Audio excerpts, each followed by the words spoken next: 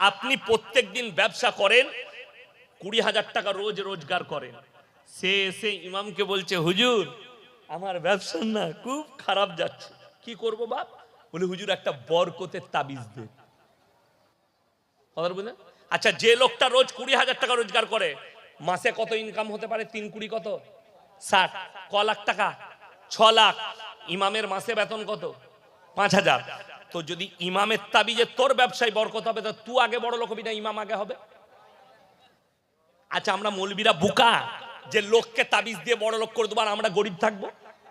পৃথিবীতে এরকম বোকা লোক আছে। কিন্তু অবাক লাগে, আপনি আমার কাছে তাবিজ নিচ্ছেন, আমি আপনাকে বরকতের তাবিজ দিচ্ছি, অথচ আমার বেতন 11,000। কষ্টটা এই জায়গায়। শুধু তাই নয়, এখন তো এমন ডেঞ্জার দাঁড়িয়েছে, অনেক মেয়েরা ছেলে হচ্ছে না, অসুবিধা নাই, এমন হুজুর আছে তাবিজ দিলেই বেটা ছেলে। হ্যাঁ, বলছে আমার তাবিজে বেটা ছেলে হয়, খোঁজ নিয়ে দেখুন সে হারাম করে একটা বেটা না। আমি আসি, আচ্ছা আমি তাবিজ লিখতে পারবো না? পারবো না, কথা বলে না? পারবো। তাইলে আমার কটা বেটা হওয়া দরকার ছিল? আমার তো দুটোই মেয়ে, দুটোই মেয়ে। তো আমাদের তাবিজে বেটা ছেলে হলে পঞ্চায়েতের প্রধান তোমরা কি করে হতো? হুজুররা হতো। ইসলামে 4টা বিয়ে জায়েজ না জায়েজ নাই? জায়েজ আছে। 4টা বিয়ে করতাম, 4 10 কত? 40টা বেটা, প্রতি বছর একটা করে এক একটা বইয়ের 4টা করে হতো, 4 10 40। পঞ্চায়েত কার? লাঠির জোর আমার, পঞ্চায়েত আমার। কথাটা বুঝতে পারেননি? অবাক লাগে, আমাদের ছেলে হচ্ছে মেয়ে। এইটাই দুর্বলতা। এই আমাদের কিছু যুবক যুবতী আছে, এরা যে কেনে কলেজে পড়াশোনা করেছে আল্লাহ ছাড়া কেউ জানে না। এরা কত দুর্বল বলে দিই, কত মূর্খ। কলেজে পড়ছে, কিসে পড়ছি রে? 3rd ইয়ার।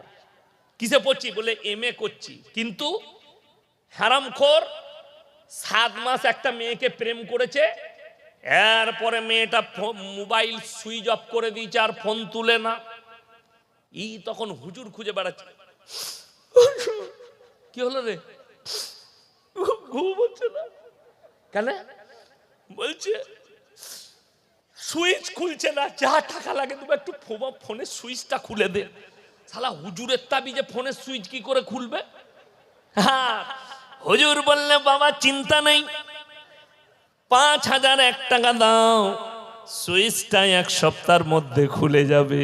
মোবাইলে খালি অ্যাড গুলো দেখে নেন, এক এক হারামখোর এক এক রকম অ্যাড দিচ্ছে। কেউ 72 ঘন্টার মধ্যে কারো বউ পালিয়ে গেলে এনে দেয়। আমি একজনকে ফোন করেছিলাম কলকাতায়, বাবাটার নাম করব না, তাকে সবাই চিনে যাবে, কেন অনেকজন শুনবে আমার জলসা। তাকে বলছি ভাই তুমি বশীকরণ করতে পারো? বলে হ্যাঁ। মেয়ের নাম বলুন, কাকে বশ করতে হবে? আমি বললাম আমি মোদিজিকে বশ করতে চাই, সে যেন আমার কথাই চলে। সে তখন আঁচ করেছে, বলছে हमारे साथ मजाक कर रहा। बोले अबे मजाक नहीं कर रहा हूं, तूने तो बताया कि हम वशीकरण कर देते। तो हमारा मोहब्बत जो है देश के प्रधानमंत्री जी से है, अगर हम कुछ भी कहे तो वो हमारा बात सुने, ऐसे कर दो, कितना पैसा लगेगा? तो আমাকে 2-4টা মা বোনের গালি দিয়ে ফোনটা কেটে দিলে, মানে মাল ভণ্ড। কথা বুঝতে পারেন?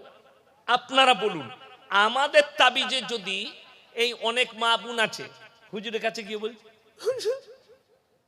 কি হলো শাশুড়ি এত জ্বলায় টিকতে পারছি না, কি করতে হবে?